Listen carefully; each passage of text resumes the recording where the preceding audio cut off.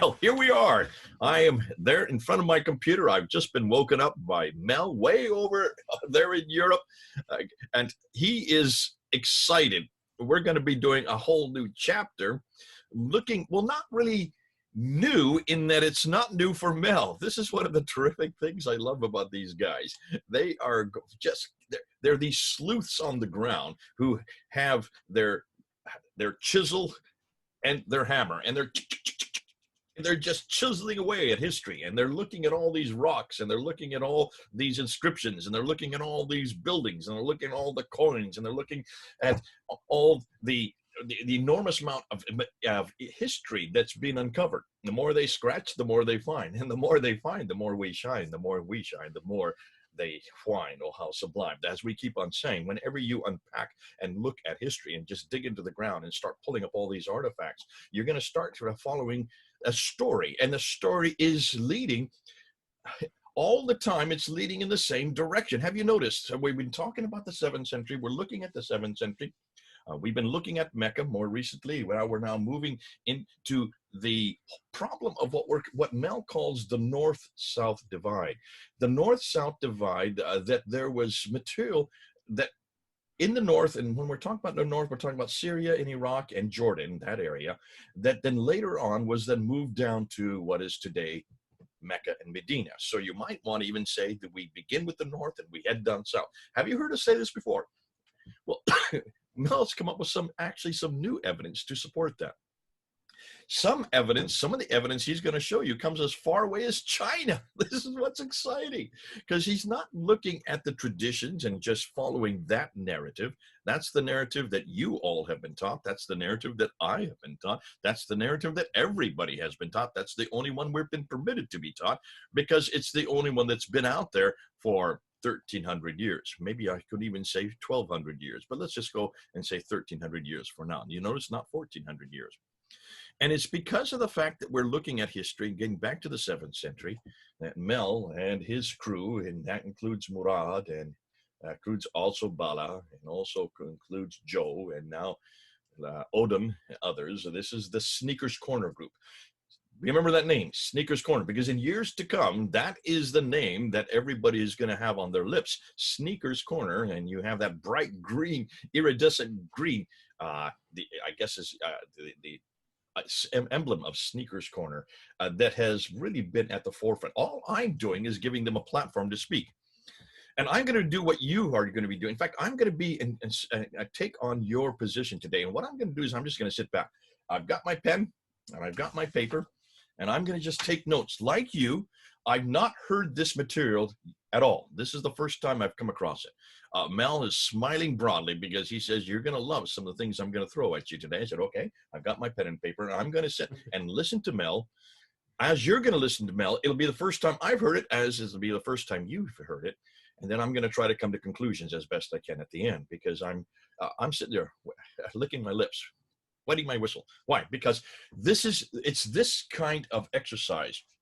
It's this kind of exercise that wakes me up in the morning. Mel had just got done saying that he's probably more excited during this period of his life than any other. This has been the most enjoyable period of his life, not because of COVID, not because of the pandemic, not because of the elections here in the United States. That's probably what most people will remember this year by.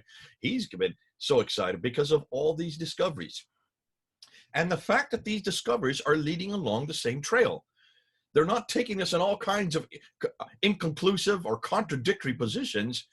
They're actually zipping us back to the 7th century, and we're seeing a trail that is easy to follow, because these trails are being corroborated by, and they're being paved, you might say, by rock inscriptions, and they're being paved by coins, and they're being paved by artifacts that he keeps coming across, especially quotations that have put together and are putting together slowly but surely an image, you might say an entire guideline of what exactly did happen in the 7th century. In that 7th century, all the arrows are pointing north.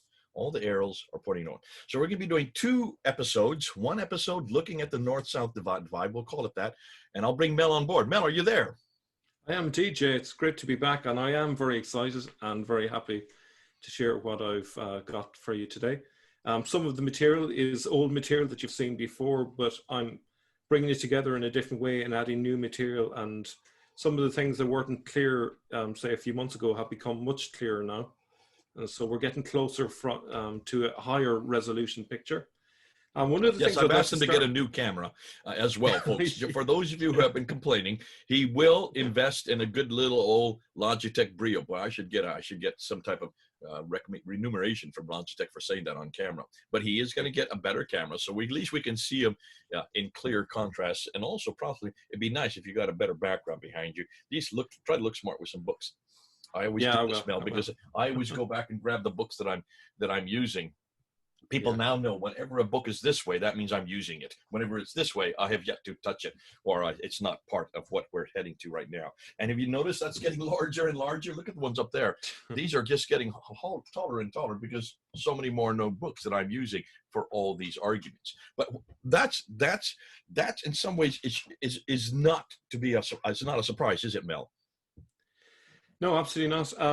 So I was going to start, Jay, with some artifacts. We're going to be talking about the fact that Islam started way up north, and a challenge I'm going to pose to our Muslim viewers is, can you produce just one artifact from early in the 7th century that might confirm the southern narrative, the standard Islamic narrative?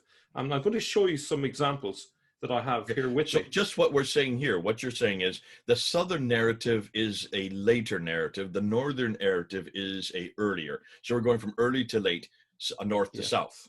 And you're saying, show me, since you're talking about the South, you Muslims have always been talking about the South. South would be also the idea of the later traditions. Show me any artifact. And this is the argument from silence that we've always been hammered with. I got this when I did my first debate in 1995. Dr. John Badawi, his only response is, it is all cited. There's nothing there that you can show to prove it. And now you're saying, no, hold on a minute. We are going to go back and we're going to show that there are things. The argument of silence actually flipped on its head. Now the Muslims who are from the South and who are from much later, they've got to now show us artifacts. So go ahead. Let's open the artifacts and see what you're talking about. Okay, so last year I was in the Ukraine, and if someone were to ask me, how do I know that there were Nazis in the Ukraine during World War II? Well, one of the examples of that would be the artifacts that they left behind. So while I was there, I picked up a passport of a Luftwaffe pilot, which you can have a look at there. Now, it doesn't mean that I'm agreeing with the Nazis or anything like that. It was just an example of a historical artifact, which I found interesting. I thought I'll never have another opportunity maybe to get hold of this. So that's like from the 1940s, and it's dated, and it has like a metal stamp and so on, and there's lots of evidence on it that would suggest that it's an authentic passport. Now, obviously, when you buy things on the street, you don't know if you're buying the real thing, but looking at it very clearly, it definitely looks like it's authentic. And that's the sort of evidence that you look for when you're trying to make a historical case, because it's, as I say, it's rock solid sort of evidence. Now, I think about 10 years ago, I had a friend of a friend who was a rich Jewish millionaire, and he was big into archaeology, and he was the guy that really got me interested in history for the first time. So he gave me this out of his collection. And now, I don't know, Jay, if you know what this is by any chance. I'm looking at it. It looks like it's a little lamp, isn't it? It's one of these little Jewish lamps that they had in the first century. Yeah, that's the very thing. So the oil would go in here and it'll wick out that end. And actually, it came with a letter of provenance, which said that it was dug in Jerusalem and it's believed to be dated from the 1st century. Oh, it is from the 1st century. Okay. Yeah, yeah. And so this could have been used at the time of Jesus, for all we know, which is an amazing 2,000-year-old you're holding in your hands. 2,000-year-old, and I really should have that in a safe somewhere. But I believe there are hundreds of these that have been dug up. Now, I don't know for certain that this was 2,000 years old, because it could be, again, it could be a forgery, for all I know. But that's at least a starting point.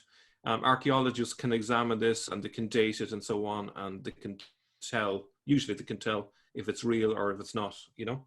So that's the sort of thing that we look for as solid evidence for historical claims. So my challenge, and I'm actually going to make an offer here. I'm going to put my money where my mouth is, and I will offer €100 if a Muslim can produce one single artifact from Mecca that's independently verified from the time of Muhammad. Okay, so something. Okay, you have. Okay. So you really. You have. Go ahead. Go ahead. I'm so confident that there is none, and there is no museum of artifacts, and it has to be independently verified. We got hair from Muhammad or his fingernails. That's not any evidence, but something that's verifiable. And you have till the end of January. Now, how are you going to do this? I'm just so you can cover your tracks. Because if you go to the Topkapi there in Istanbul, they have hairs from the beard of Muhammad. They have a footprint that's in a stone of his footprint. It looks huge of Muhammad. They have the staff of Moses. The staff of Moses. I kid you not. And they also have the hand of John the Baptist encased in gold and metal, and you can see the bone. They have a hole in it where you can see the bone of his hand in there. And I had to laugh when I saw that. Can you imagine that they purport that this is the museum in the Topkapi Museum there in Istanbul, and here a reputable museum suggesting that that's the staff of Moses. So how are you going to prove or disprove that these people, I mean, you're going to have loads of people saying, here, well, I got the hair of Moses, of Muhammad. I mean, look at all these letters of Muhammad that they're becoming, the Ashtenami letter and all these other fraudulent claims. Are you going to be able to, hold your side of the bargain on this one? Well, it will have to be independently verified, so it'll have to be from a non-Muslim scientist or archaeologist. Okay, we've got to be able. It must be debunkable, and that's what we do. We do an awful lot of something something that has a date on it would be good, but like anything that is, just a Muslim claim only that independent scientists haven't backed up is not. It's not good enough. And it would be, I would never do this because you're going to get thousands of claims now. And there's it's the first one in. So if I do pay out, that's it. You've won your case. It's not going to be. I'm going to be paying out for every case just to make the case clear. So there may be a bit of discussion from between people to see whether we agree that it is good evidence or not. But it'll have to convince most non-Muslims really for it to be good evidence. If it is just a superstitious, well, first of all, it's going to have to convince you and me. It's going to have to pass our acid test. And aren't we doing that? We've been called the myth makers by quite a number of people. We're not myth makers. We're myth breakers. We're myth busters. And one of the reasons we can bust and break is because we are actually going back and looking and asking these artifacts, these letters, these suppositions. I'm going through a whole series right now looking at all the claims for Mecca. And I'm debunking every one of them. But the great thing about that, and this is what's fun, it's like sleuth saying we're like sleuths. We're going through and we're looking forensically and we're asking, what is it that's on the ground? What is it back there? What do we know about? And we're looking at maps, and we're looking at timelines, and we're also looking at the artifacts in situ and seeing if these did come from there. What is the provenance that actually supports that? So you're saying they have to prove it, and they have to prove it so that we're convinced that those are artifacts from that time period. And in the same token, we're doing the same thing with all these stories about Muhammad, or these stories about how Islam began. We're demanding the same thing. Yeah. And when you say, when you talk about provenance, it's usually an official way of recording that. When was it dug up? Where? By whom? And so on. There has to be a line of evidence, not just, here's something I've just thrown together last week. Yeah. Okay, good. So you're going to be going into this north-south. Let's go ahead and get into that. I'm kind of licking my lips here waiting for this because I love this kind of material. It is the best thing on a Saturday morning to be listening to is hearing Mel come up with not just his theories. He's going to be coming up with his material to then support what he claims. And we assume that those of you who are listening, like myself, this will be the first time for me, it'll be the first time for you. Do take notes, do comment, get into the comment section at the bottom, and talk about these characters, and talk about Superman. And you're coming up with Superman? Is that what you're going to start with? Yeah. This is the kryptonite. Okay, I'll let you get into it. I'm going to shut up so you can go ahead and start with it. Go for it. God bless you. Let's see what you have to show us. Well, what's his name? Luke Slexter. you can see he has loads of books in the background. I suppose that would be probably closer to the truth of it. But Muhammad is essentially like an Ubermensch. He's a Superman for Muslims. So I thought it's a suitable analogy to use. And so what I'm going to suggest really over these two parts is history is Islam's kryptonite. And at the same time, I would say that no one should be afraid of the truth. No one should be afraid of the 7th century. What have Muslims got to be afraid of? So before we get into the meat and bones of this, I just want to acknowledge the work of a number of people. Murad, who's explained to me the significance of the Tayyaya and who first proposed his own version of the Iraqi thesis over a year ago. Joe and Odin, who have each come up with an alternative explanation of how the Quran came about via preachers. An idea that recalled a discarded and forgotten idea I had in early 2018 of monks addressed as Rabbani in the Quran and the clear impression of dialogue between people. This amazed me. Someone a few weeks ago said, Mel, are you aware that you mentioned about this back in 2018? And I had completely forgotten this, an old video I had made. And I think I had made the video just days after going through the Quran. I don't know if it was the first or second time.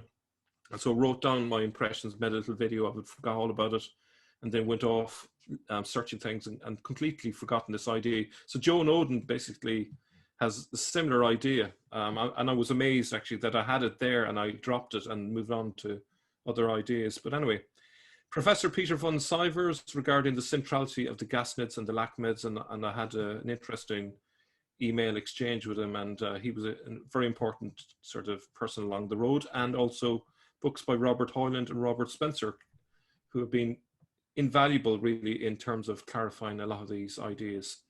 So just explain Robert Hoyland and Robert Spencer, well, the two Roberts. Why we have two Roberts in that who have written books, and we have two Dans who have also done other readings. We have a lot of the same names. So who is Robert Hoyland and who is Robert Spencer? Robert Hoyland is, I suppose you could call him an Orientalist. He speaks many languages. 18 languages. Is it 18? Wow. When I say speaks, you don't speak these languages because these languages are no longer spoken. Understand. He reads and writes 18 languages. Yeah.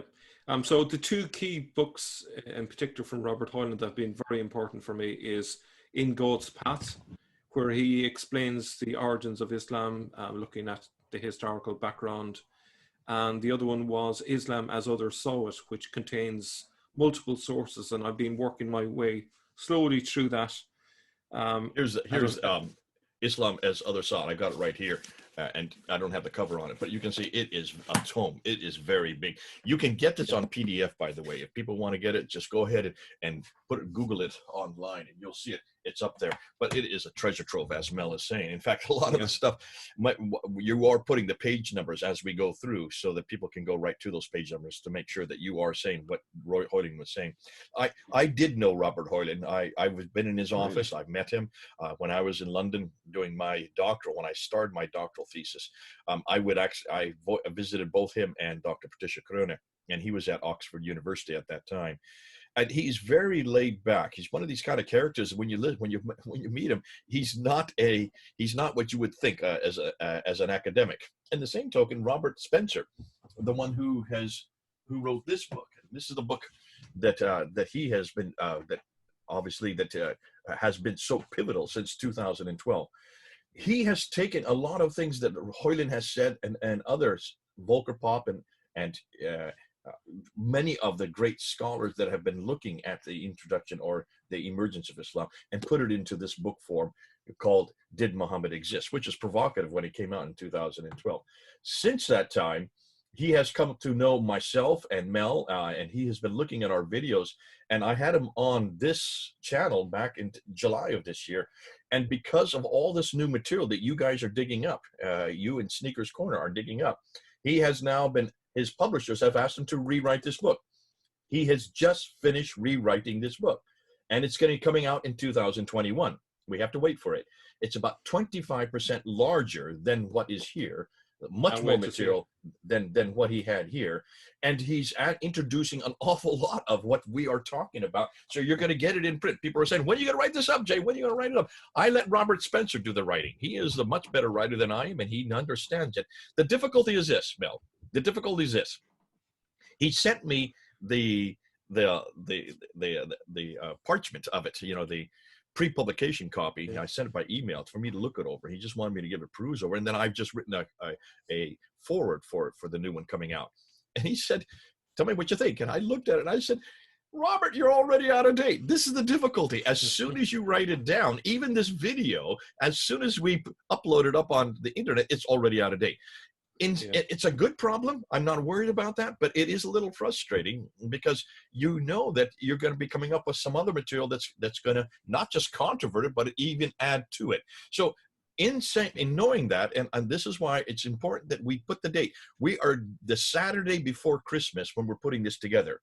So what is today? What date are we talking about? We're talking about the 19th of December. What we're saying here in the 19th of December, Mel, could you not probably hand over heart, you probably would say that in another week or 2 weeks or even a month or maybe 2 months, you'll have some new material that's going to add to it. So don't Absolutely. hold us and say you're lying when we say something in another 2 months that may even contradict what we're saying today. That's one of the difficulties when you're virginal and you're the first in this area and you're the first that's coming up with it.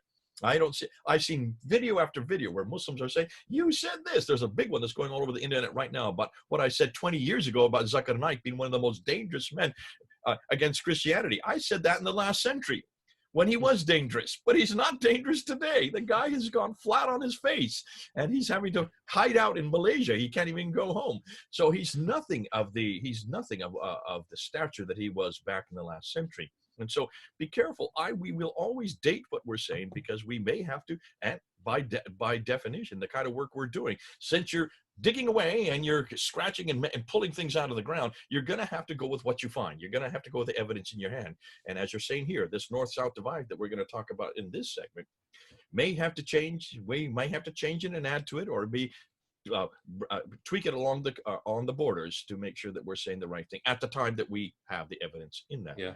I definitely think Robert will be doing a third edition of his book in a couple of years. And a fourth, and a fifth, and a sixth. And I said, listen, this is, whether you like it or not, Robert, you're going to be our spokesman. You're going to be our pundit. You're going to be our writer. And he just loved that. He says, listen, I just love what you guys are doing. I just sit back and I just benefit. In the same way that I benefit, Mel, because you come and use my platform to get it out to the whole world. But then we use Robert Spencer to write it down in a book form so people can read it and have it in their library so they can sit it up on their shelves, and hopefully their books are going, his book is going this way, so I keep his book this way because I'm always referring to it, going back to it along with Hoyland's. Anyway, that's enough said. I think people understand. We just need to put those caveats in there so people don't hammer us later on saying that we're not lying or contradicting ourselves. Yeah.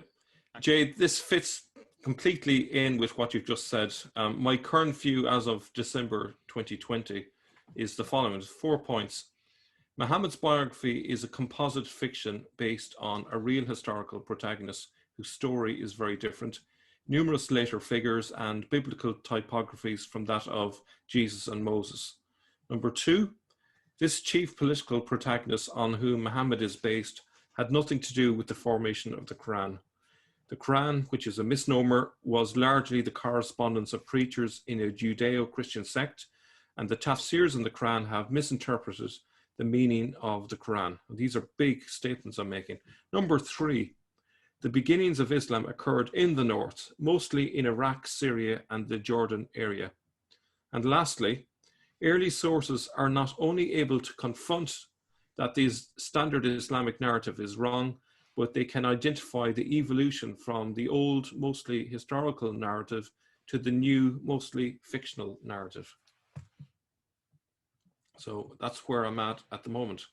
Wow, so those are big. I mean, what you're saying there is very big because you're actually going into these, and if people could just remember these 4 points, that the idea of Muhammad's biography is a composite, that this 7th century Muhammad has nothing to do with the 9th century Muhammad. Maybe that's the best way to put it. The 7th century Muhammad is nothing like the 9th century Muhammad, and that the beginning of Islam occurred in the north, that we're going from north to south, and we're also going from Ibn Qabisa to the Muhammad that we finally get in the 9th century. And then the last one is that these early sources that you're coming across, all this material that you guys at Seekers Forum are coming across, it not only confronts that standard narrative, but also helps us along the building blocks, gives a building block to how we came to those. So, and I think this has been a question that many of the viewers keep coming up with. Help us to put this all together, because we're getting confused. Are you saying it's Petra? Are you saying it's Iraq? Are you saying it's southern Turkey? All these different things, these different places on the map. Are you saying it's the 6th century, 7th century that things start to change to the 8th century? What are you saying? Because we're throwing so much new material at them. What you're going to be doing, and I think this is one of the nice things about this particular segment, you're going to show that this did not happen immediately. It happened and evolved slowly. But as you watch and look the trajectory, you will see these early sources take you on the trajectory. We can now are starting to put it together, and it is flowing, and it does not confront each other. It does not contradict each other. It complements the almost all the material that you've been coming across. I think the hardest thing maybe for some people to accept is the idea that Muhammad had nothing to do with the formation of the Quran, and I think that's the biggest one. Because once you make that's a pretty big one for a good reason. You've just shut down everything that Islam is dependent on. The Book of the Man.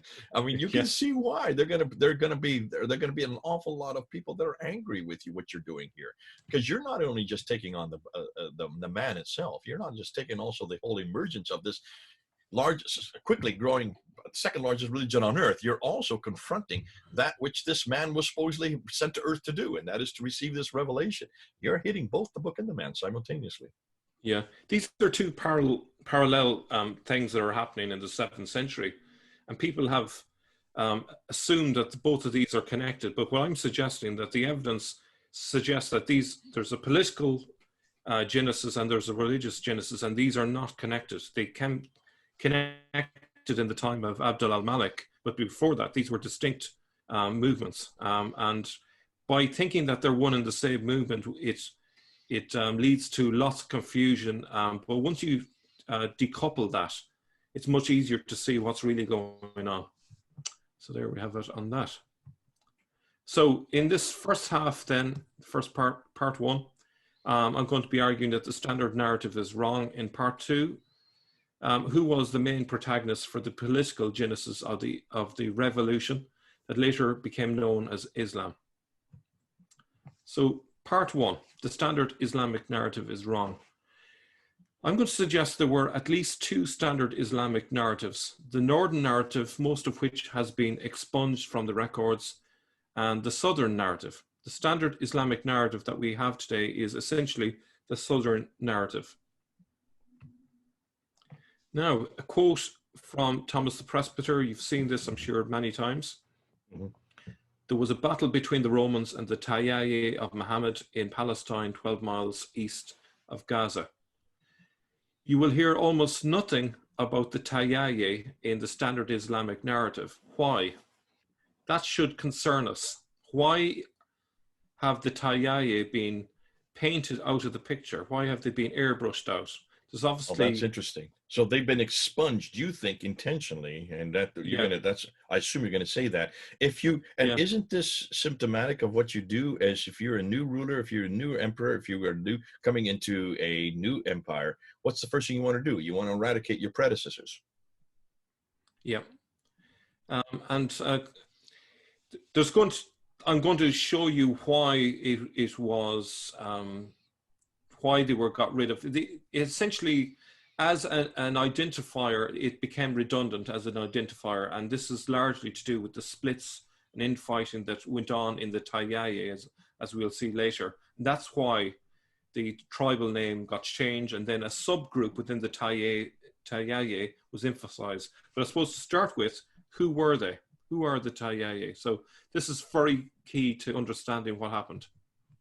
Well, first of all, the Tayyaye are referred to as the Tay. They're also known as Tayyi. It is a large and ancient Arab tribe, and the patronymic of Tay is Al-Tayyi, if I pronounced it correctly.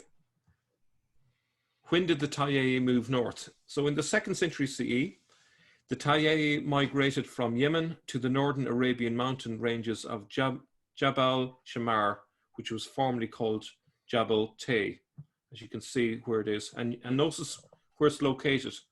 which is south of Petra, and this is going to be key because, as we'll see in a moment, they'll move further north from there again and spread Let me out just into interject real that whole quickly. region. Is this Edom? No, Edom is further north than this. So you're talking a few hundred miles further north. So if you take, say, the letter M there of Shamar, it's above that again. So Okay, so these people originally came from Yemen, way down in the south. What is today Yemen? What used to be the Hadramaut back then. I have to keep on saying that so you don't get hammered by people that say you don't know what you're talking about. Yemen is the modern day reference for what used to be the Hadramaut, that southern area. And so you're talking about 2nd century. You're talking about a good 600 years before Islam came into being, or as we know it today. So this is long in the past. Yeah. So like their connection with Yemen has pretty much gone at this stage by the time of the 2nd century, and they would have a vague memory of their connections with Yemen. Maybe they maintain some form of trading connection, maybe perhaps, but beyond that, they're now identifying themselves as a northern tribe from the 2nd century onwards. What would Shamad be today? Is that Jordan? I suppose Petra.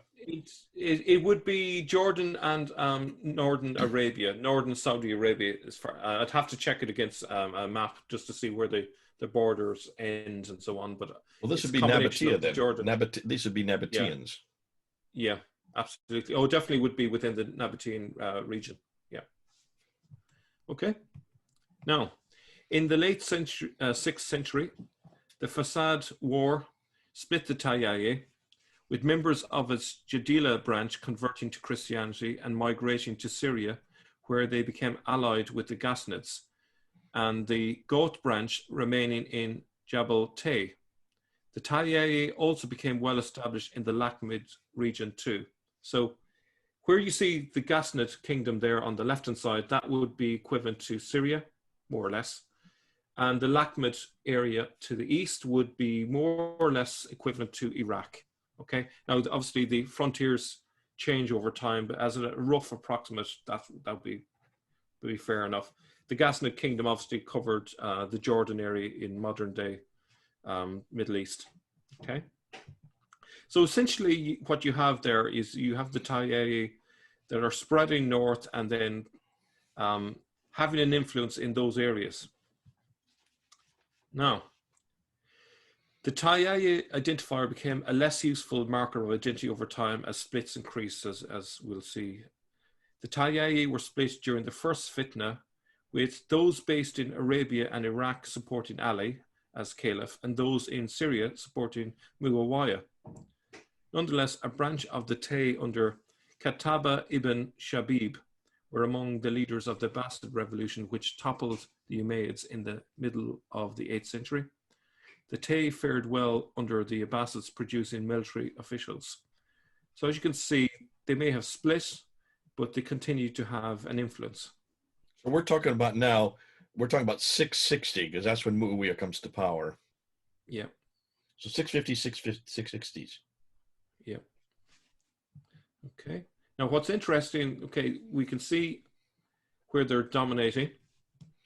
The Tayyaye dominated the Lakhmid region so much that the area of Mesopotamia became known as Tashkistan in the 7th century. Isn't that interesting that they were so dominant that the name of the area got changed to Tashkistan, which means land of the Tay.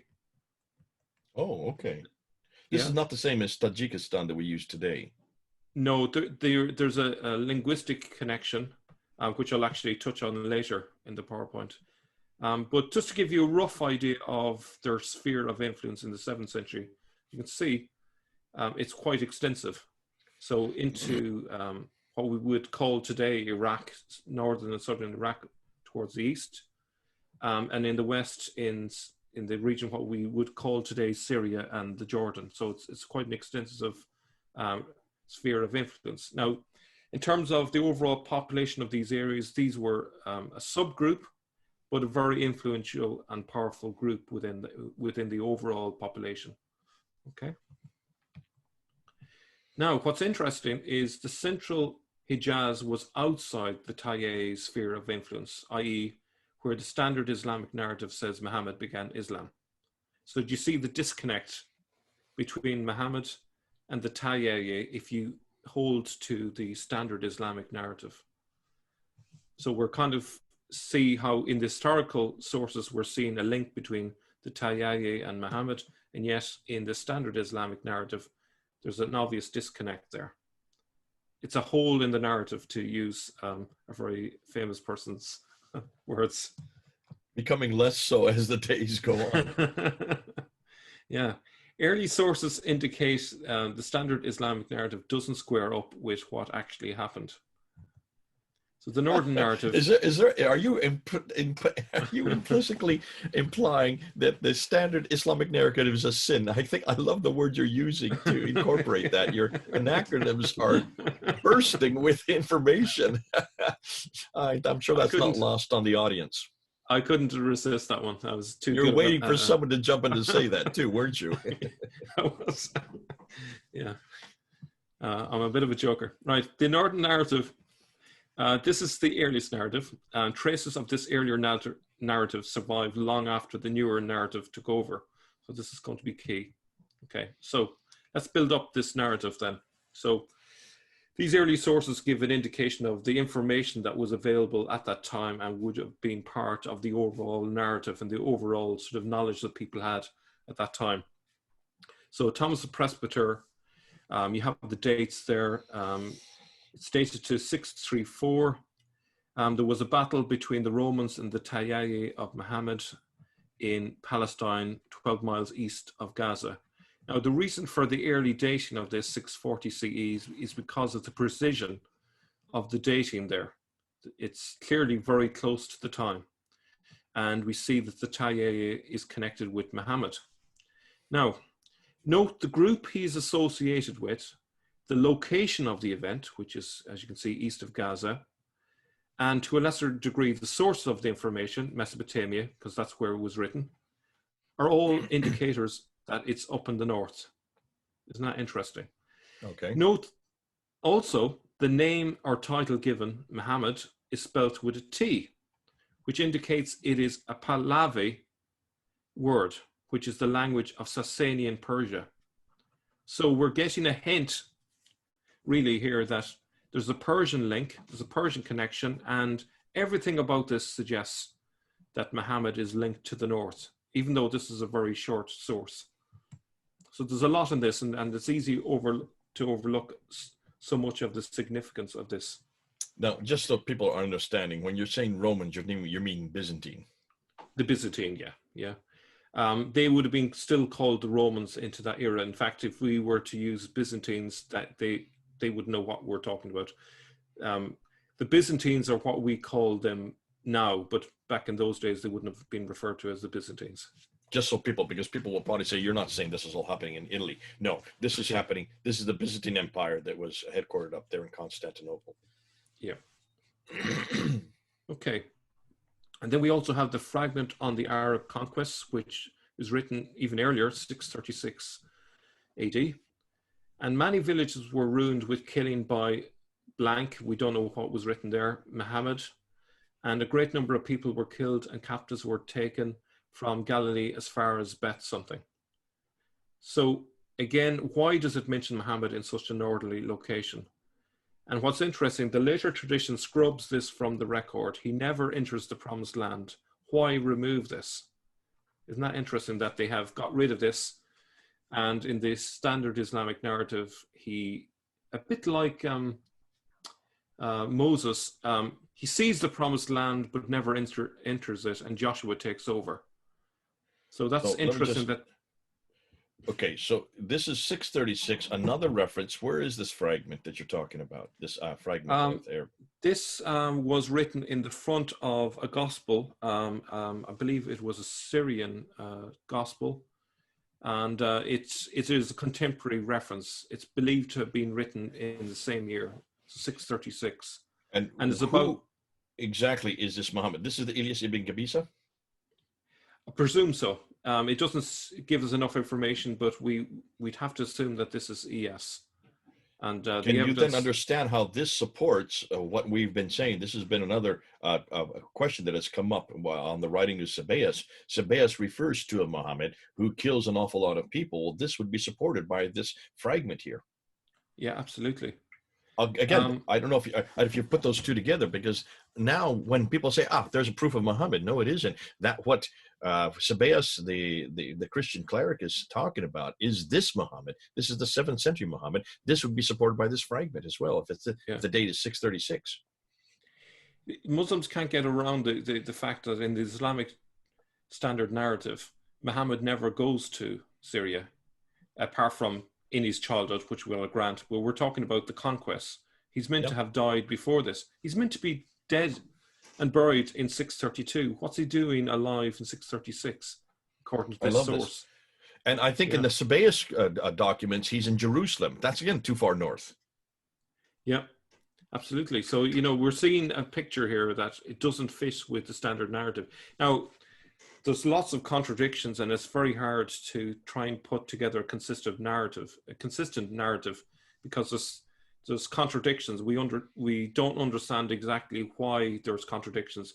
Maybe some people get it wrong, maybe they get their dates wrong, and so on. But clearly, when you gather all the sources together, it's painting a different picture, and it's painting a northerly location. Well, it's painting Muhammad. The same picture. It's just different from the sin that you're talking about, standard Islamic narrative. Okay. Yeah. Now, it might surprise many that an area in northern Iraq and Syria had been referred to as Arabia a long time ago. Now, this obviously may not be news to most people, but for some it might be new or news. Pliny the Elder, as far back as 79 AD, refers to let me say this right, Osroene and Commagene as Arabia. So those two areas in the middle of the map there, which are way up in northern Syria and northern Iraq. So he referred to that as Arabia. And Plutarch calls Abgar II an Arab philarch, and Tacitus calls Abgar V a king of the Arabs. Now, Abgar was ruling out of Edessa, which you can see city up there in Osroene. And this is quite strange for us, because we think of Arabia nowadays as being just Saudi Arabia. But the notion of what was Arabia and who were the Arabians changed over time. And this is something that we have to grapple with. And it might be partly got to do with the fact that with the Southern narrative, our conception of where everything happened got changed. But we see here from nearly 2,000 years ago, references to Arabs being way up in the north. Okay, and this is what we're talking about is Syria. That's the area you're looking. I mean, it looks like almost southern parts of Turkey. Yeah, it would be. Yeah, actually. Odessa. There's Odessa. That's southern part of Turkey. So we are way far north. And when we say Arabia, we think of Saudi Arabia, which has only been around since the 1700s. So even that is something that we need to be careful that we try to get the names that were used, and also put it on a map. Thanks for putting it on the map so we can see that that Arabia would include all this northern area. Yeah, and the Romans, I think it might have been in the 2nd century. I stand corrected. Would have divided up Arabia then into the 3 regions. The Yemen area would have been called Arabia Felix, and then the central area would have been called Arabia Deserta, which means abandoned Arabia, because there was almost no one living there. Which is all the more part of your whole thesis, isn't it? It's all abandoned. Why is it that Islamic traditions have incorporated and put enormous amount of sophisticated villages and towns and cities when there's nothing there? That's why the Romans said it. It's deserted. Yeah. And way up north, then they called it Arabia Petraea, in connection with Petra. The importance of Petra. There you go. So Nabatean. I love this. Absolutely. We should get a map and put that up there and keep reminding people everything about the later narratives is great for the 9th century, but absolutely hopeless for the 7th century. Yep. Okay, so the Hispanic Chronicle of 754, due to its distance from events, it's report seems to have survived the later changes. So even though this is quite late, it seems to represent the earlier narrative, the northern narrative, rather than the later one. And that's why I'm using this. The Saracens rebelled in 618, the 7th year of the Emperor Heraclius, and appropriated for themselves Syria, Arabia, and Mesopotamia, more through trickery than through the power of their leader Muhammad, and they devastated the neighboring provinces, proceeding not so much by means of open attacks as by secret incursions. Thus, by means of cunning and fraud rather than power, they incited all of the frontier cities of the empire and finally rebelled openly, shaking the yoke from their necks. Notice that Syria, Arabia, and Mesopotamia are Tayyaye areas. This confirms again the link between Muhammad and the Tayyaye.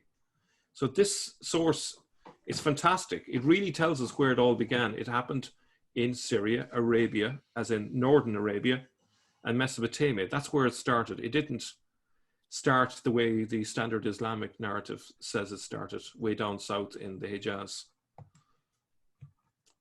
Now, another source, and you mentioned Sabios, a fantastic source.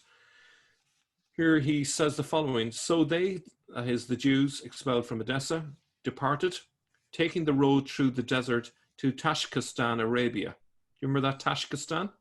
Tashkistan, you're right. To the sons of Ishmael. The Jews called the Arabs to their aid and familiarized them with the relationship they had through the books of the Old Testament.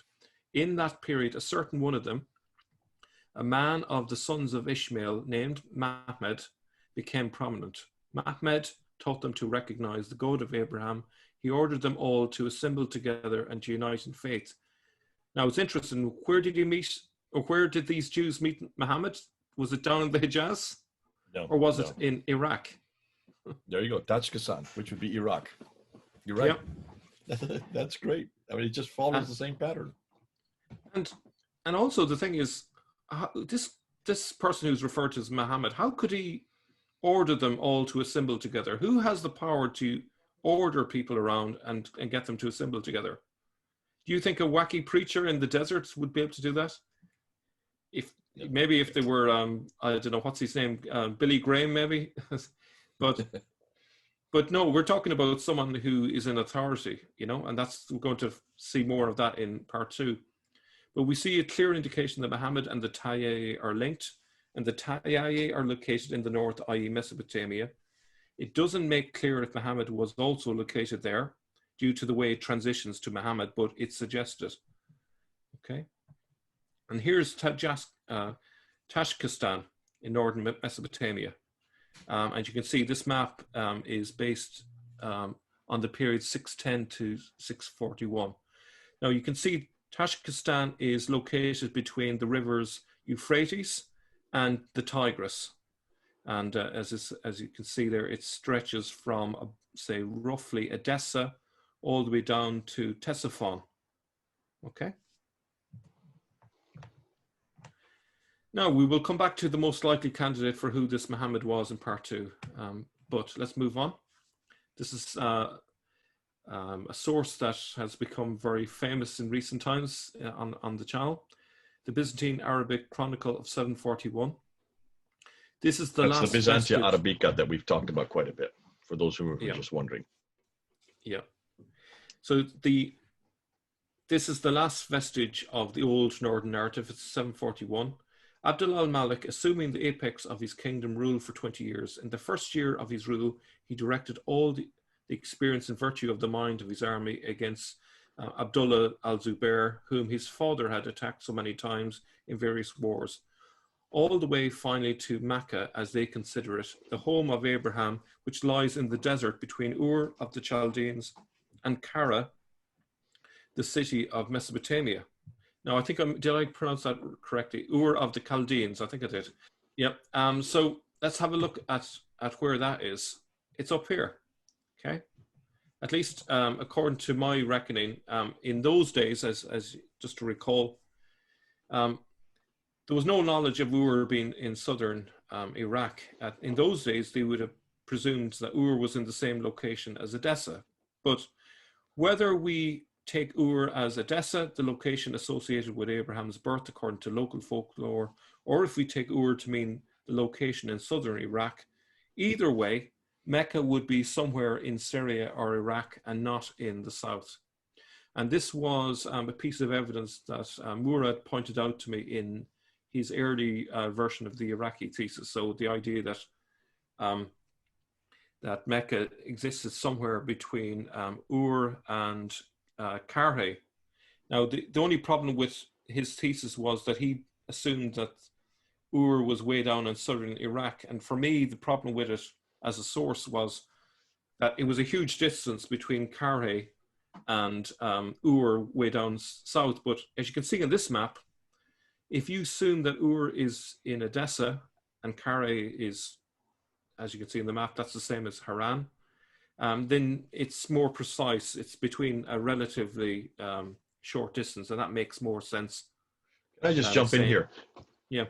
This is looking at that map there, and it's too bad we don't have a map of where the present day Ur is. That present day Ur, and this is where maybe Murad needs to be a little bit more careful. The present day Ur in southern Iraq was only understood, it was only discovered in 1853 by the British archaeologist. I can't remember his name off the top of my head. And so therefore it's a little over, we're coming up on 200 years ago, just not even 200 years ago when it was then brought down to Ur. But you're looking at the 8th century. In the 8th century, 741, mid 8th century, they hadn't yet discovered that Ur. So of course this would be where they thought Abraham came from. In the 8th century, we've got to always do, as we've said, always go back to the time period that we're referring to, not what we would know today. Otherwise, you're going to get a lot of things wrong in history. And so that's a good reason why we need to understand that this was considered to be the birthplace of Abraham, or where he lived. And so therefore, it was wrong. That is true. But they hadn't yet discovered the real Ur. And the other thing to bear in mind is what is meant by the Chaldeans, the Chaldees. Well, the Chaldees means the magicians. These are people who are into sort of magic and superstition and even Neoplatonism and all sorts of things. There was an academy in Athens that was closed down in the early part of the 6th century. And where did they move to? They moved to Haran, which is, as you say, down the road from Ur here on the map. So Edessa is Ur. So again, it's confirmation of a connection between the Chaldees and this location of Edessa. Okay. All right, so obviously the changing of the guards requires a changing of the narrative. So as you can see here, we have the old narrative, which is the Northern Historical Story, or NHS, for as an acronym. I love that. So for those of you who don't know why he's smiling and why he's laughing, the NHS is the National Health Service in Britain. And everybody swears by it for obvious reason, because it's what saves you. It's what heals you. It's the socialized medicine that has been one of the big success stories there in Britain for many, many years. So he's putting the NHS, Northern Historical Story, versus the Southern Islamic narrative, which is Sin. Sin is the opposite of the NHS. So you're doing tongue in cheek. That the Northern historical story is the true story, and Sin, as we know, is the false story in the South. As you can see from the diagram, the old narrative and the new narrative overlap each other. So in the 680s, I believe, was when the new Southern narrative began to take shape, and then it became more definitive around the 750s when the Abbasids took over. And then from then onwards, the Southern narrative took over completely, and the old narrative was forgotten, with the exception maybe in local areas where it probably retained some memory, maybe for decades, possibly even for centuries. But essentially, in terms of the empire, it was all about the Southern narrative from that point onwards. Now, some sources suggest the beginnings of the Southern narrative. So let's take John Bar Pinkeye, 687, a sanctuary in the south. One of the Arabs by name Zubair made his voice heard from a distance. He made it known about himself that he had come out of zeal for the house of God, and he was full of threats against the Westerners, claiming that they were transgressors of the law. He came to a certain locality in the south where their sanctuary was, and lived there. Now notice we see a touch of the southern narrative there, but it is not clear where in the south he is referring to. Was it Petra? That would be south of the western region. Was it Mecca in the Hijaz? If it was, then his contemporary Jacob, Bishop of Edessa, 684 to 688, flat out contradicts him. So this could be the very beginning of this idea of things having started from the south. So Jacob, Bishop of Edessa, as we said, this is one we've referred to before. It's referring to praying to the Kaaba, but doesn't say Mecca, so bear that in mind. For it is not to the south that the Jews pray, nor either do the Maghreb. The Jews who live in Egypt and also the Maghreb there, as I saw with my own eyes and will now set out for you, pray to the east and still do, both peoples, the Jews towards Jerusalem and the Maghreb towards the Kaaba. And those Jews who are to the south of Jerusalem pray to the north, and those in the land of Babel, in Hira and in Basra pray to the west. And also the Maghreb who are there pray to the west towards the Kaaba, and those who are to the south of the Kaaba pray to the north towards that place. So from all this that has been said, it is clear that it is not to the south that the Jews and the Maghreb here in the regions of Syria pray, but towards Jerusalem or the Kaaba, the patriarchal places of their races. Now, if that didn't make any sense to you, I have a map. So what they're actually saying is that the people in Syria, the Jews and the Maghreb, they were praying south to here, but he has witnessed Jews and Maghreb to the west praying to the east, and those over here in Iraq praying west, and so on. So he's suggesting very clearly that this is where the Kaaba was and not further south. Can I jump in there and hold that map Yeah. there? We also have the archaeological work that was done by Creswell and Faravardi in 1905. Were the first to actually go to where you have Najaf and Karbala, to Kufa. Kufa would just be in that area, which would used to be Hira, just southwest of Babylon. And they were, I'm sorry, just southwest of Baghdad. That's where they did their digging, and they found the Wasit Mosque, and they also found the Kufa Mosque, the two of the oldest mosques, and they dug down to the original floor plans of those mosques, and they found the Qibla walls. And these are the first two Qibla walls that were discovered by Western archaeologists, 1905. And they noticed that the Qiblas were facing directly west. When they went over to the other side, it's just off the map, to Egypt. They went outside of Cairo to the old garrison town called Fustat. And there in Fustat, they dug down to the original floor plans, and they came to the Qibla wall of the original floor plans of the Fustat Mosque, and it's facing directly east. And so they noted this in 1905. So that's over 100 years ago. They noticed this, that it looked like, and they suggested that looked like that the Qiblas were facing Jerusalem. Now we know now today, Dan Gibson has gone back there and gone both. He's gone to the Wasit Mosque, and he's also gone to the Kufa Mosque, and he's also gone to the Fustat Mosque. And he's made it. He's shown very carefully that both the Fustat and the Kufa Mosque are facing not Jerusalem, they're facing Petra. And the Wasit Mosque, the word itself means in between. It's facing in an in-between direction that's halfway between Petra and what is today Mecca. Now, for that reason, the archaeological evidence is supporting what Jacob of Edessa is saying here. Almost exactly. Jacob of Edessa would not have had GPS to know exactly where they were facing. He just assumed it was Jerusalem, but he was off by 3 to 5 degrees high, because back then he wouldn't have anything. He wouldn't have known better. And so that's why it's fascinating today with GPS coordination. We know that actually they were not facing Jerusalem. They were both facing Petra in this case. Yep. Now we move on to the Chinese sources.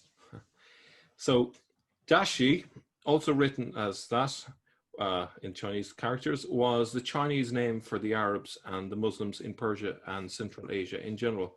The name first appears in sources of the Tang period as Duoshi or Duoshi. The word is derived from the designation of one particular Arabian tribe called Taye or Tay that was in Middle Persian transformed into Tajik or Tazi, the origin of the state Tajikistan. So this is the connection with Tajikistan. Another explanation of the word Dashi is the Arabian word for merchant, tajir. So it's interesting, there's a connection there between merchant and tayaye. This will come to prominence later. Perhaps the idea that Muhammad was a tajir, Pahlavi for a merchant, stems from him being a tajir in the sense of being of the Tay tribe, right? So when we see in the sources sometimes Muhammad being referred to as a merchant, perhaps, and this is a hunch, that maybe the word that's been used is the word which means that he's a member of the Tay and not necessarily a merchant. So this is perhaps the origin of this whole story of Muhammad being a merchant, and that ties in with the wider Islamic narrative of Khadija and all this trading, and he was an honest guy and all that. Maybe this is built on a mountain of sand, and it is based on confusion about the word tajir. So it's a possibility. Good stuff. A different story appears in the 750s after the takeover of the Abbasids. Now, this is very key because this is a smoking gun. You know, we're sometimes accused of a conspiracy theory because we're saying that there was an old narrative and a new narrative. But what if even the Chinese noticed this in the 750s? Well, this is exactly what we find. The Dashi, or the Taiyei, sent an envoy to China in 751 with a story of how they came to power. After 651, the Dashi sent envoys 3 more times, 701, 705, and so on. However, the Tang government noticed something peculiar, something odd, when they received envoys during the years of Zijie, 756 to 758 AD. They were told a completely different story of how the Dashi were founded. This time Muhammad's name appears, and the story this time is like the standard Islamic narrative we have today. The Chinese were confused, so they recorded both story versions, which is great that they did. Isn't that fascinating that at the time when the Abbasids had taken over in the 750s, suddenly the Chinese noticed that the story had changed. So, and we're talking about 756 now. This last one, when the Tang government notices something odd, and that's between 756 and 758. Yep.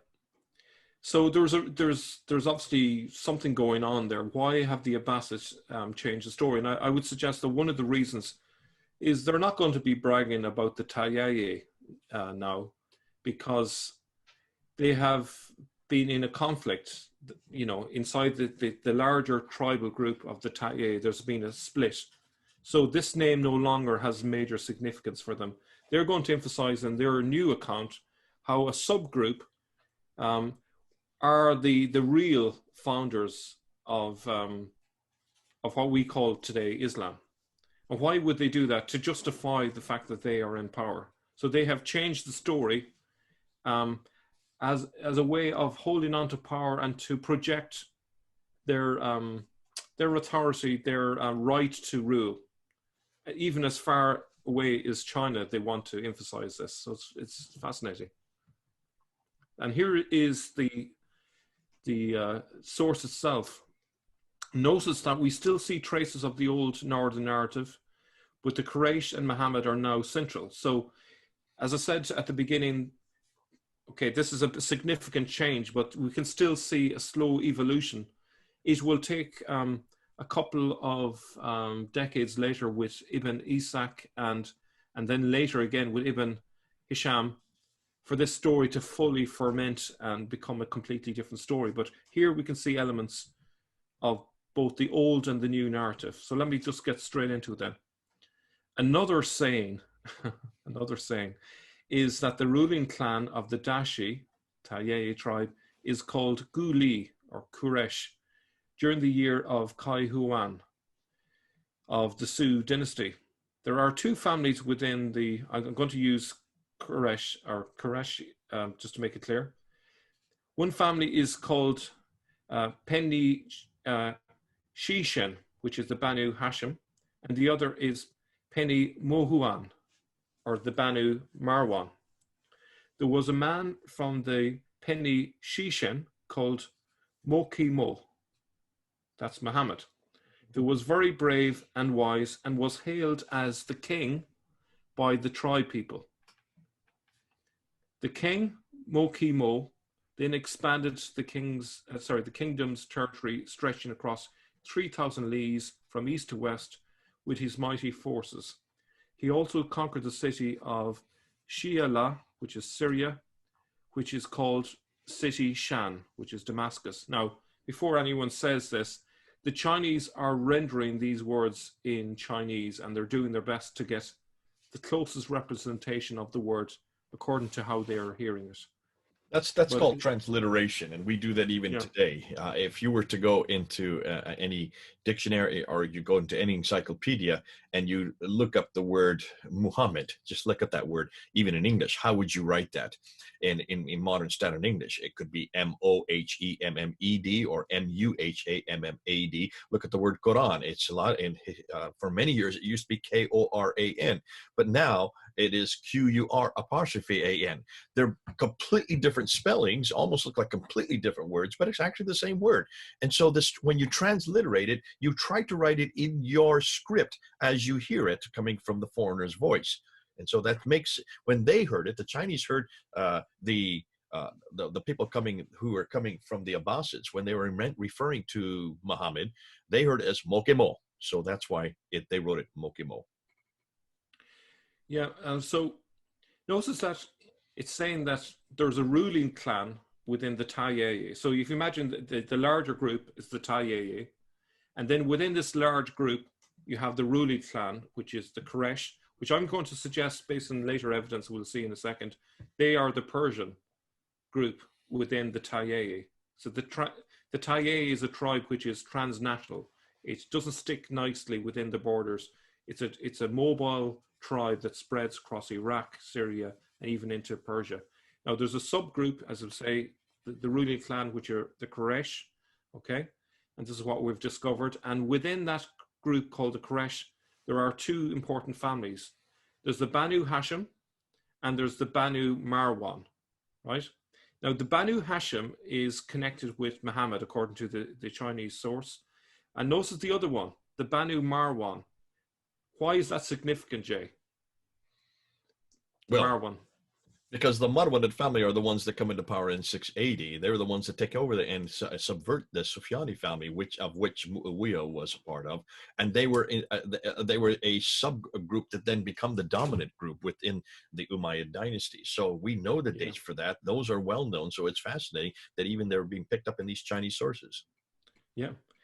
So you can see here that from the point of view of the 750s, the Chinese are basically saying that we are from the real people that started everything are the Quraysh. It wasn't the Tayye. They're basically saying no, it's not these low-life Arabs as they probably would have viewed them. You know, from the Persian point of view.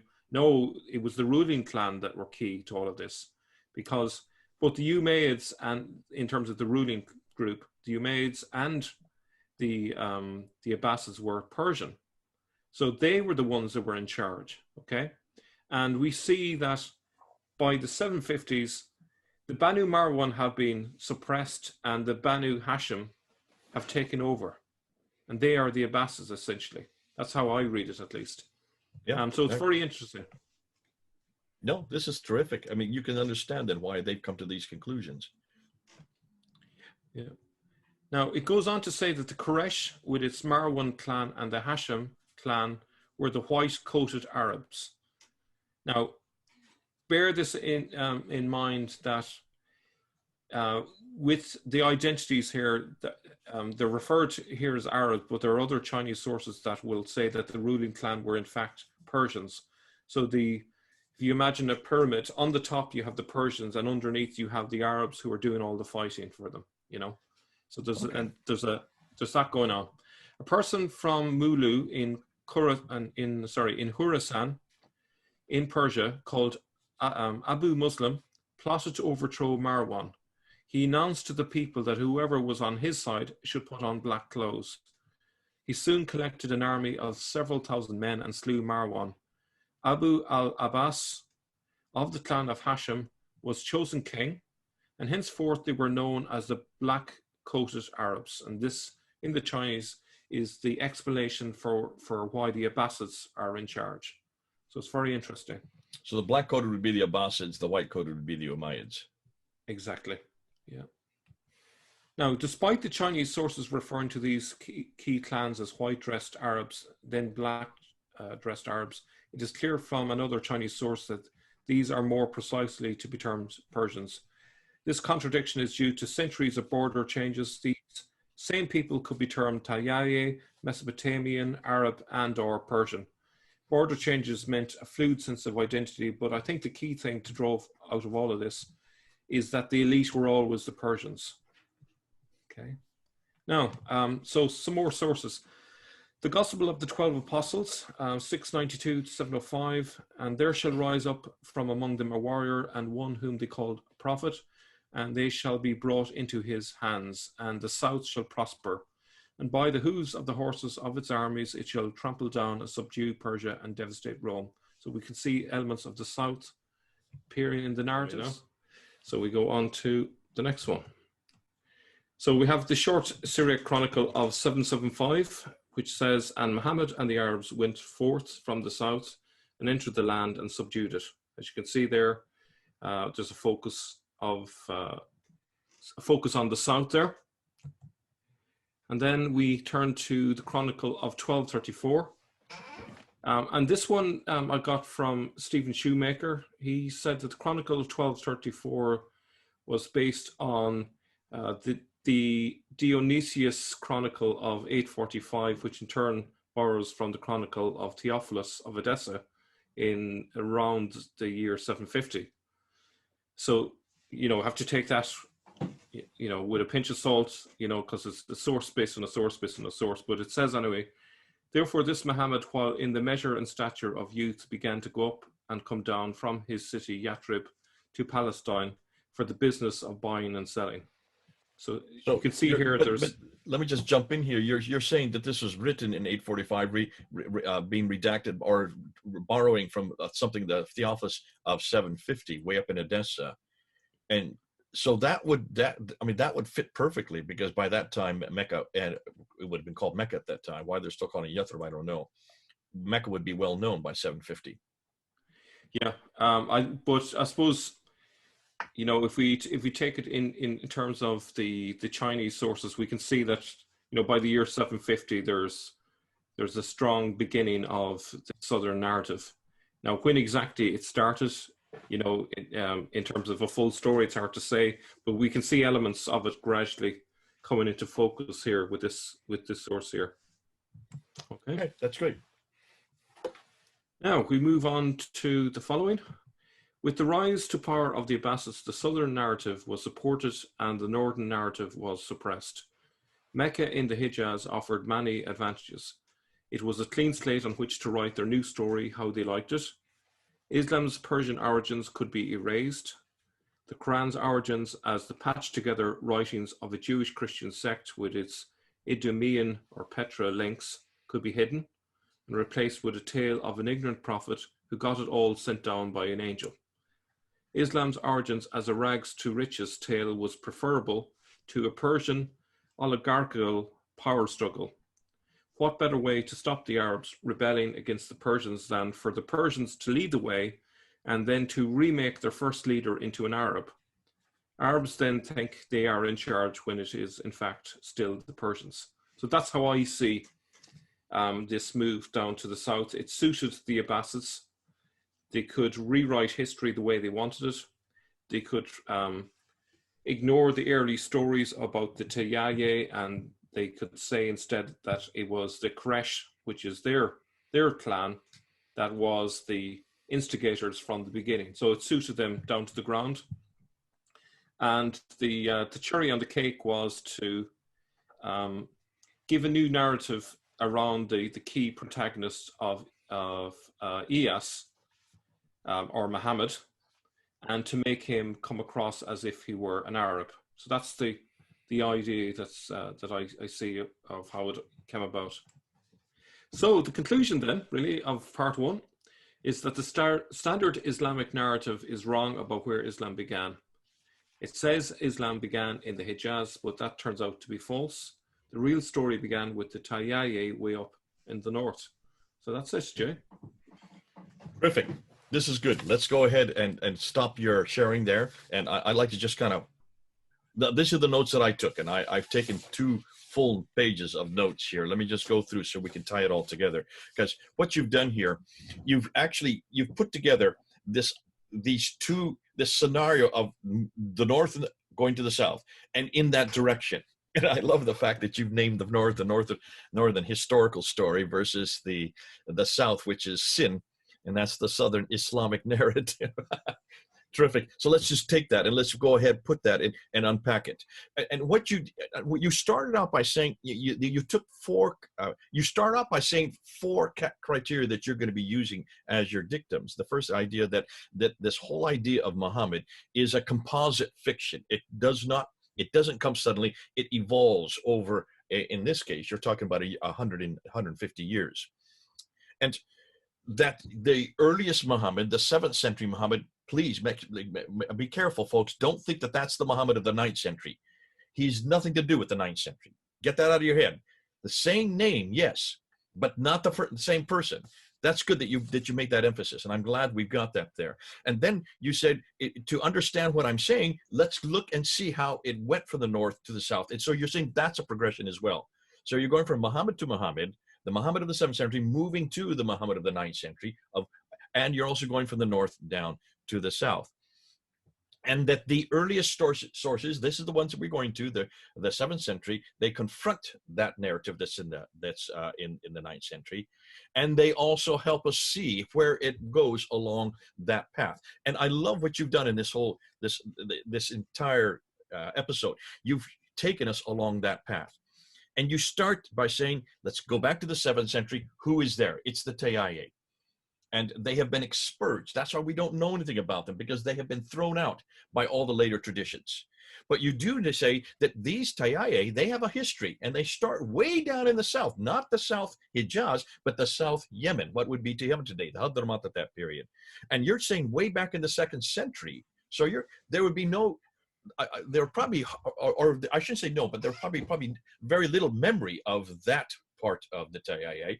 They come from the Yemen, from the very far south, and they go all the way up to Shamat, which is what would be the Nabatean area.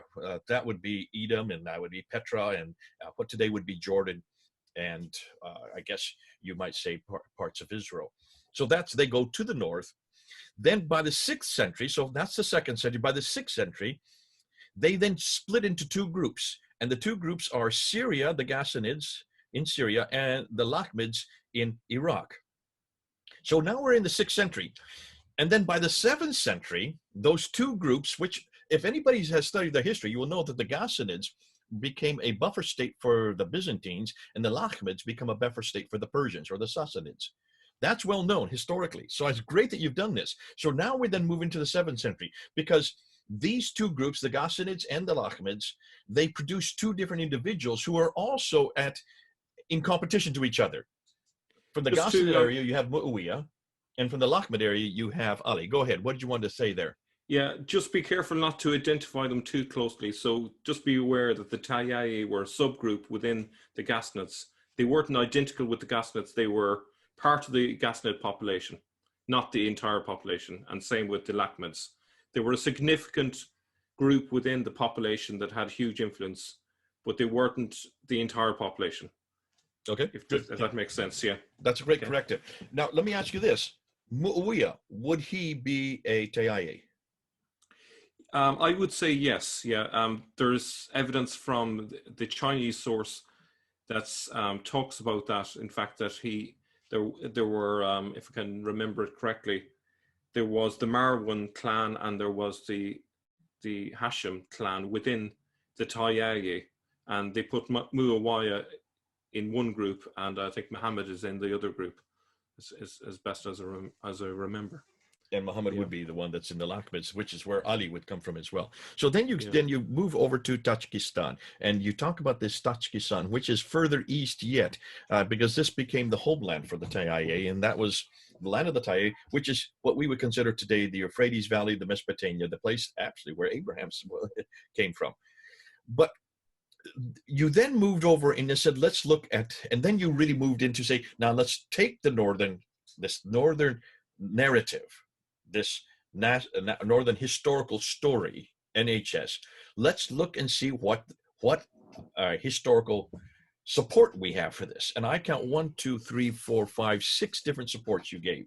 Let's go through them real quickly, just to remind ourselves. You started with Thomas the Presbyter in 640, who refers to the Tayyi.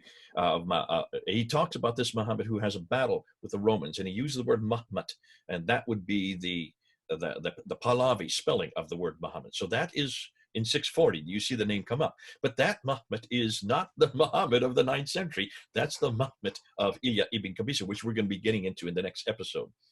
You then move to 636. You kind of bound back 4 years with a fragment of Arab conquest. And that's in Syria. So here you have Thomas Presbyter is way in Pahlavi area. That's off to the east in what today is Iran. And then you move and say, listen, the fragment of the Arab conquest also refers to Muhammad killing many people, but way over in Syria. So here's this Muhammad head is appearing again, but not the Muhammad of the 9th century. And that's where this confusion keeps coming in. This is the Muhammad of Syria, again, in the north.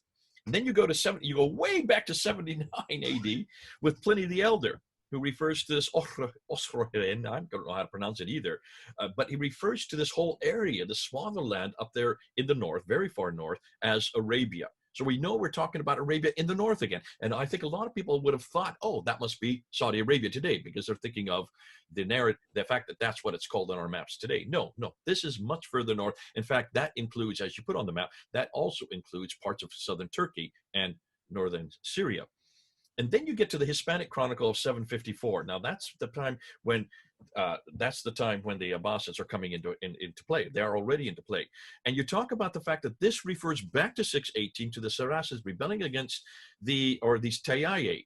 They rebel against known as the Tayyi, and they are, according to this chronicle, they are in Syria, Arabia, and Mesopotamia. And that Arabia, of course, as we know from Pliny the Elder, would include Syria. So that's much further north again. And that their leader is Muhammad again. So there's the gay. This is why you're leading up to what we're going to be doing in the next episode. The fifth evidence you come up with Sabaeus in 660s. Sabaeus, well known, he talks and he does use the name Muhammad, but he says this Muhammad, and he refers to him as, again, part of the Tayyi and in Tajikistan. So that again shows that this Muhammad we're talking about is a 7th century Muhammad. He's not the 9th century Muhammad. And then number 6, you come up with the Byzantia Arab Chronicle. You call it that. I know it as the Apocalypse of Pseudo-Methodius Continuata Arabica. It's a huge name, but it's become so famous because Patricia Crone made it so famous from 741. Which refers to Mecca. Of course, people have jumped on that saying, that's the Mecca. Even Patricia Crone says, that's the Mecca we're looking for. No, it isn't. Because as you've pointed out, that Mecca is way up in Edessa near Haran, which is in southern Turkey. That would have been where most people in the 8th century, well, all the people in the 8th century thought that Abraham was born and grew up and spent his life. So that's why it makes sense then that they was known as the land of Abraham. Too far north because the real Ur has not yet been found yet. Was not been found until the 1800s. And that's where you say that the beginning of the sin comes in, or the southern Islamic narrative starts to introduce. And I love what you did by putting up that graph of that timeline there, because you said there's a bit of an interlap between the northern NHS and the SIN coming in later on. So the NHS starts to disappear once the southern Islamic narratives comes in, and that starts to take over. But there is a little bit of interlap, and you're putting it at the date around 680 is where the southern narrative starts to be introduced. And what's great is you start with someone like John Benkari. And I have 1, 2, 3, 4, 5, 6 again proofs that you brought forward to help understand that evolution of the southern narrative. And you start with John Bar Benkei in 687, who refers to Zubair, who, remember, was the governor underneath Abdul Malik, lived in Petra, rebelled against the governor, against Abdul Malik, and destroys Petra and takes the Black Stone with him. And as he takes the Black Stone, and we haven't really got into the Black Stone yet. We need to do that, Mel, because what we're now finding out is the Black Stone is always where God's presence is. So when you take the Black Stone with you, you take God's presence with you. So when he then flees to the south, you can see then all the pilgrims follow him. They want to go where the Black Stone is. Now, that's a whole nother time. But what you do say is this is the beginning then of that movement down south, where now everything moves south. And then you give the example of Jacob of Edessa, who writes about this. Some people, you put it to around 688. Most people put that document to 705. Again, 8th century. And that he's talking about the fact that the people over there in Wasit and in Kufa are paying west, and those in Egypt and Fustat are playing east. And he thought in 705 that this was Jerusalem. He was off by 3 to 8 degrees, as we now know today. Nonetheless, that's the understanding, because it's obvious that they were not playing south. It was where they should have been praying for. So already you can see now that he's locating this further north. Nonetheless, the Chinese then come in, and this is what I love. You're bringing in some extra Quranic material, and what makes this so powerful is that they would have no agenda. They are neutral observers, not observators. What a terrible word.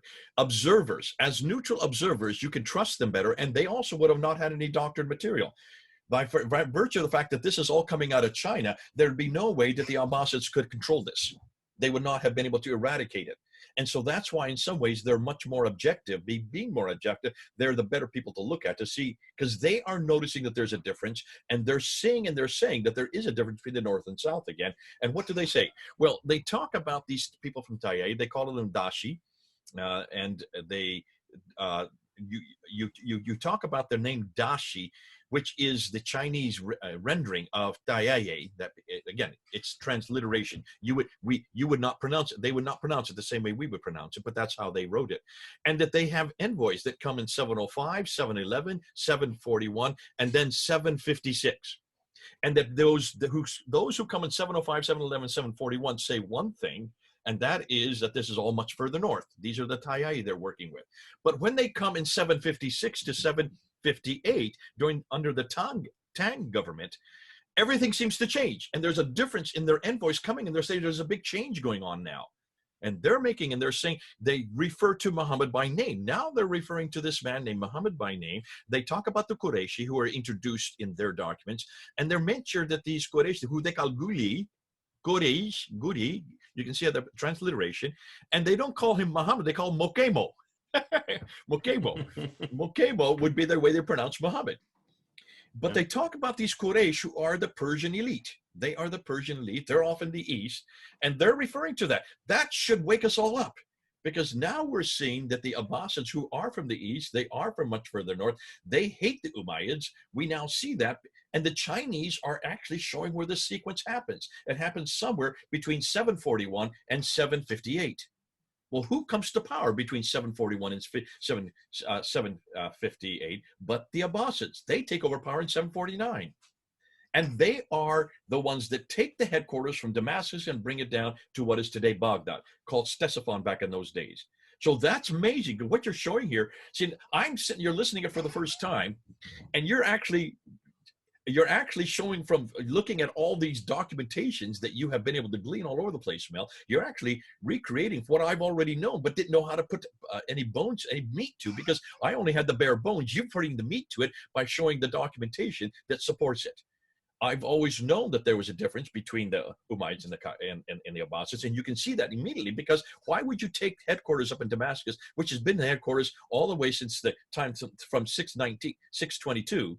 Why would you take it down to Baghdad over there in the east, unless, of course, you are bringing an entirely new empire? The Chinese picked this up, and it's there in their documentation. They would not have an agenda here. They're just writing what their envoys are coming back with and what they're noticing. And they're noticing that these people in the east, they're in Baghdad and further east, they are Qurayshi, they are Persians, and they refer to them. Now, do they refer to them, or are you referring to them as the white coats, black coats? They are actually the Chinese themselves are actually describing what they wore. So that's in the sources. And I have an image for you to make it clear for everyone. So you imagine a chessboard. You have the white pieces on one side, they are the Umayyads. On the other side, you have the black Okay, pieces. those They are are the the Abbasids. Abbasids. Okay. And So white piece the chess, in their pawns, cases, they say, coach, in your case, let's just use a Chinese chessboard to even make it more yeah, clear. and the pawns are the Arabs. All the elite are the back row. The kings, the Okay. queens, the knights, they are the powerful ones at the back. The Arabs are the pawns. They are the cannon fodder for all of the Okay. Persian That's an interesting way to put it. moves. That's the way I would describe it.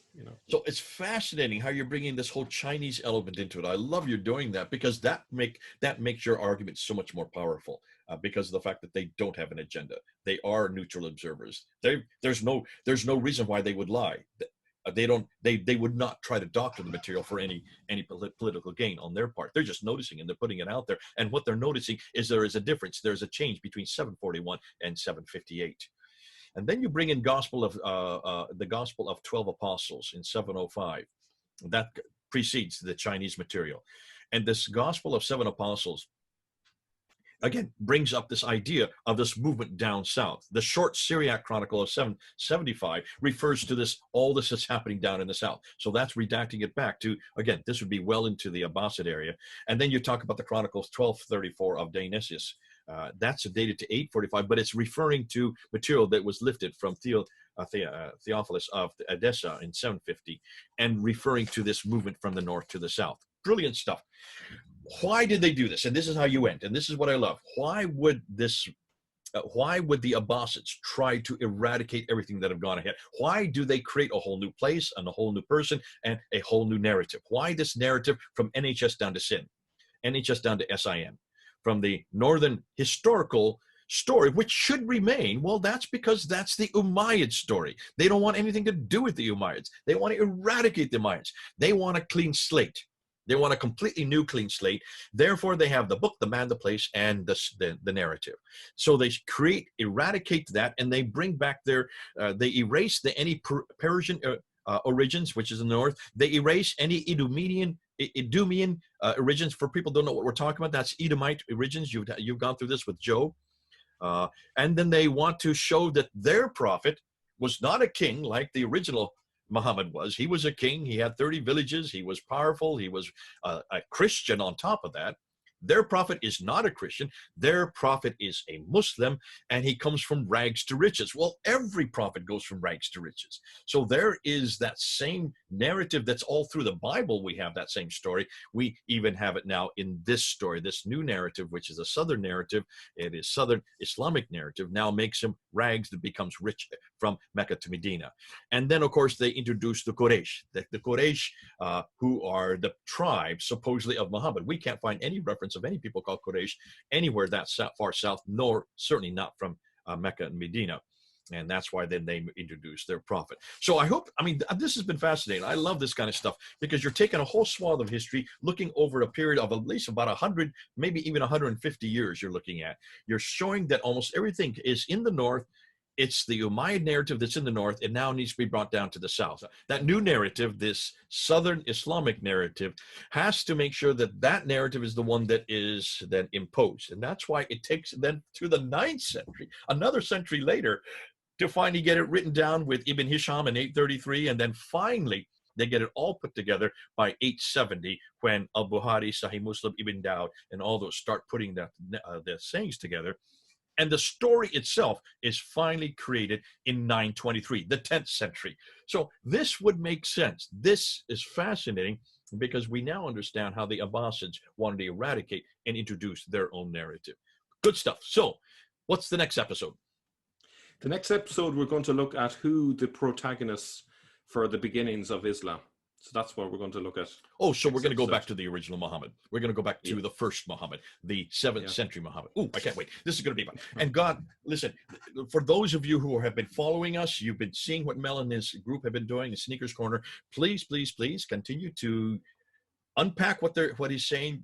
Don't just sit there and read it and say, that was a great video. We love what you're doing. Say, what is it about that you're finding that is helpful to also hammer us? Try to get us, put us on the back foot. Try to see if you can find any chinks in Mel's armor. He loves that.